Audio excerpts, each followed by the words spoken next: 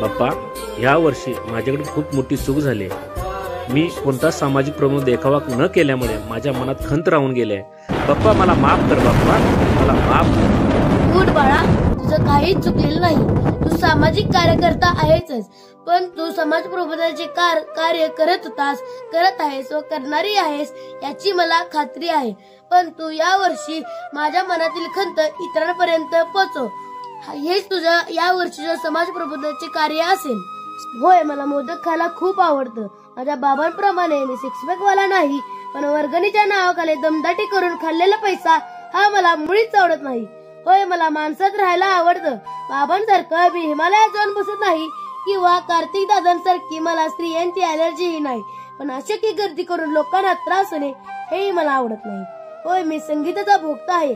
माझ्या या लांब कानाने खूप काय ऐकले, पण तुम्ही कानशत्रू लोक भसाडा आवाजात जी काही डीजे आणि आयटम सॉंग लावता ना, ती ऐकून माझे कान दुखायला लागलेत. आजूबाजूला राहणाऱ्या वृद्ध आणि आजारी माणसांचा कोण विचारच करत नाही. होय, मी कलेचा भोक्ता आहे. 14 विद्या आणि 64 कला मला अवगत आहे. पण क्वार्टर मारून लोन केल्या रस्त्यावर नाच व महाग खाऊन पिचकाऱ्या मारून लाल रांगोळीला मी कला समजत नाही. हे पाहून स्वर्गातला लोकमान्य ठिकाणा असे म्हणावे वाटते.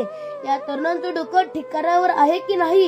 होय, तुम्ही प्रेमाने दिलेली भेटवस्तू मला आवडतात, पण पैशाचे असे ओघळवाने प्रदर्शन करून तुम्ही जे मला सोन्याच्या दागिन्याने मोडून टाकतात ते काय मला मुळीच पटत नाही. अरे, मी काय गुंटामंत्री नाही रे बाबांनो.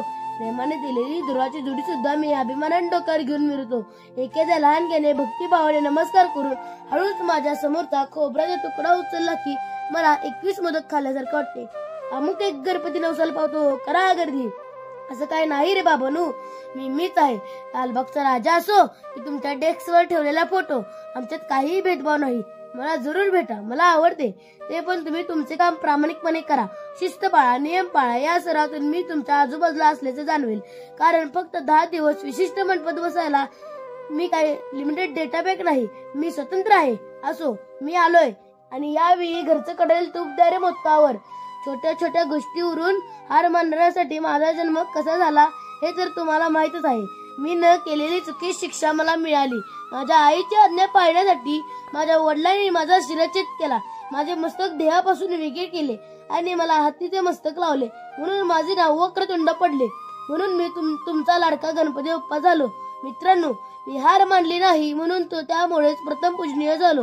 तुम्ही एका कारणावर आत्महत्या करताय. मान तोडला, करा आत्महत्या. टेन्शन आलं, करा आत्महत्या. पेपर आवड गेला, करा आत्महत्या. बायकोन छेडलं, करा आत्महत्या. नवऱ्याला त्रास दिला, करा आत्महत्या. आज नेमका झाले तरी काय आत्महत्या करायला? आत्महत्या करायला एवढा जीव स्वस्त नाही. म्हणून तुम्हाला 84 लाख योनीतून मनुष्य जन्म मिळतो. तो सार्थकी लावा, दुःखानंतर पुन्हा येईल. आज घटस्फोट वाढत आहे. नवरा बायकोत हिंसा, खून, आत्महत्या होत आहेत. स्त्री जी शक्ती आहे, माता आहे, जननी आहे, तिच्याच गर्भात नाच करता. अशा घराच्या उंबरट्यावर माझं पाऊली पडत नाही. भ्रष्टाचार करणाऱ्या महालातही मी नसतो.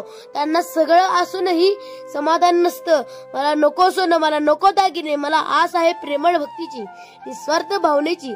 प्रेमाने दिलेला एक मोदक माझे मन तृप्त करतं व अहंकाराने दिलेले 1000 मोदक माझं पोट भरत नाही. मी भक्तीचा भुकेला आहे.